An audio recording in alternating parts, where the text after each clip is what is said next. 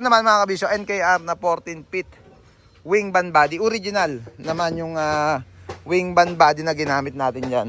Yan. From Japan, inupo na lang natin to pagdating dito sa baluarte natin. Lupay-pay on the go mga kabisyo. Yan, may biyahe. Lupay-pay and transporter. Meron silang takbo ngayon. 2 crates or tig 2 crates lang sa kanila. May kawayan to Loma de Gato run. Pero bago doon, si Lupay-pay, parin Patrick, si Jasper, meron na silang ikakargang kotse. Pre El Pueblo, Bright Homes ang pasok nyo. Okay. Taga si Boss Oka, abangan daw kayo sa Bright Homes. Kotse mga kabisyo, from Bright Homes, dito sa Barangay Kaypumbos, Santa Maria, Bulacan, dadali naman nila ng Marilao. At after ng Marilao, diretso sila may kawayan.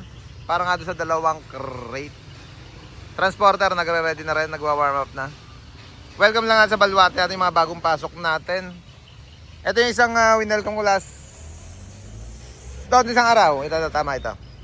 Yan, from saan ganito? Siargao, no?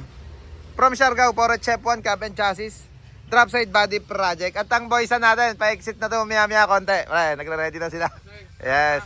Mamaya video natin ang bukod. Iloilo represent naman to. Tractor head na Hino 700. Double differential. Mamaya, ikutan natin to kung ano ang mga ginawa namin dyan. Pabalik na sila dyan. Aray ko ng Iloilo. Teka lang, si transporter bubusina na. Ayan na. Transporter, may kawayan to Loma de Gato naman. Ang takbo ni Pare RR. Jay, iwan muna sa Baluarte. Yan, pag may papahakot din kayo, papabuhat kayo, tawag lang kayo sa number na naka-flash palagi sa screen natin. Okay, honor ni Chairman. Ito ba yung bagong pasok natin? Kagabi siya dumating. From Batangas. Sir, kayo may dala, no? Batangas ba kayo galing? Batangas? Katanawan Quezon, sorry. Katanawan Quezon mga kabisyo. Howo Max na double differential, kulay pula. At meron din tayong pull out dito. Pakita ko lang. From Quezon din to yung pull out natin mamaya or bukas. Ayan. Palitulo project naman to. Final touches na kami ng mga pintura. At nag-iwan pa sila ng isang self-loading nila bossing. Yung Poton. Yan. Ito na. Yung finished product natin. Finished project. Palitulo. Ito na yung ulo na kinabit natin. At ito yung tinanggal sa unit nila. Medyo maingay lang at ongoing yung trabaho natin dito. Ito yung sinabi kong pull out. At yung mga cabin pala natin, yung pinost ko binidyo ko kahapon, ngayon ko ipopost yung mga cabin, marami tayong dumating. Yan, nag-video ko kahapon ng mga cabin natin na available din sa Baluarte. Ipopost ko mamaya mga kabisyo. Ito ba yung naka-line up natin na pull out, yung ginawa natin, binuo natin dito yung wing band body na tong elf na to. Brand new Isuzu nung pinasok sa Baluarte natin mga kabisyo. Yan, cab and chassis, ibig sabihin nung dumating dito yan, lagyan natin rim cover, side grill.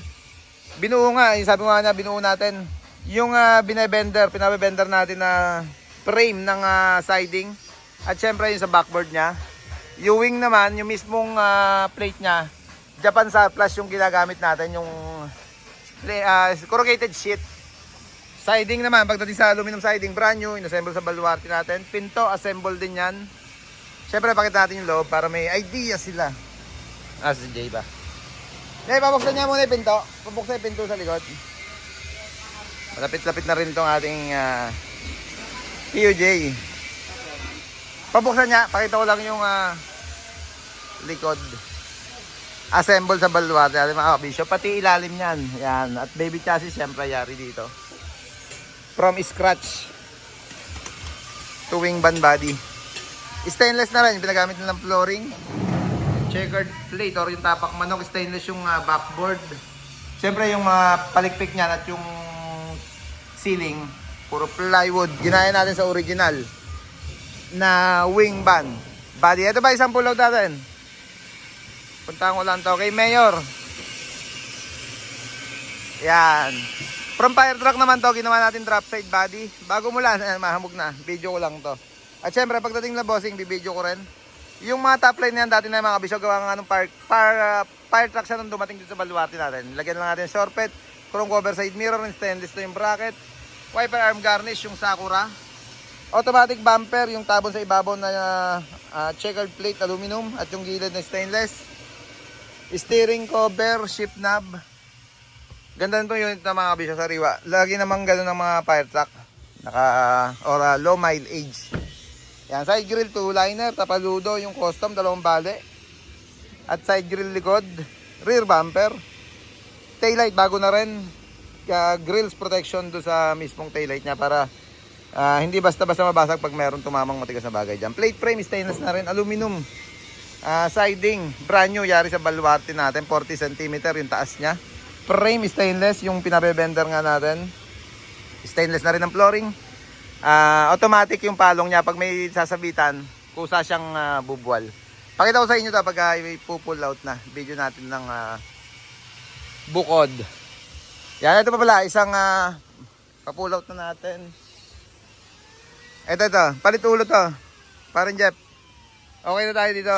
Linisin na lang. Bukas daw niya pupuntahan to. Ito yung pinagpalitang ulo from Singket to N series cabin. Yan yung mga sample na mga palit ulo project natin. Ito pa isang pull out. Naka-line up. Bumper na lang to. Grills pa pinalitan niya yan. Yung dati pa rin na original. Cabin chassis din nung pinasok to mga kabisyo. Cabin chassis lang siya. Wing band body ulit ang project dito. Ito naman mga kabisyo, NKR na 14 feet wing band body. Original naman yung wing band body na ginamit natin dyan. Yan. From Japan, inupo na lang natin to. Pagdating dito sa baluarte natin, nagpalit lang. Or nag-upgrade lang tayo ng tail light, grills, side grill, tapaludo, side grill, clearance light. Yung mga band light na to dati pa rin. At yung loob nga pala to, nagpagawa si Bossing ng yung round tube na sala-sala dyan sa magkabilang gilid dyan. Gulay kasi yung pangarga niya para pag binuksan yung wing, nung mismong wing band, di mahulog yung kanyang pangarga. Yan yung mga project natin dito sa baluarte ni Kabisyo. Yeah boy.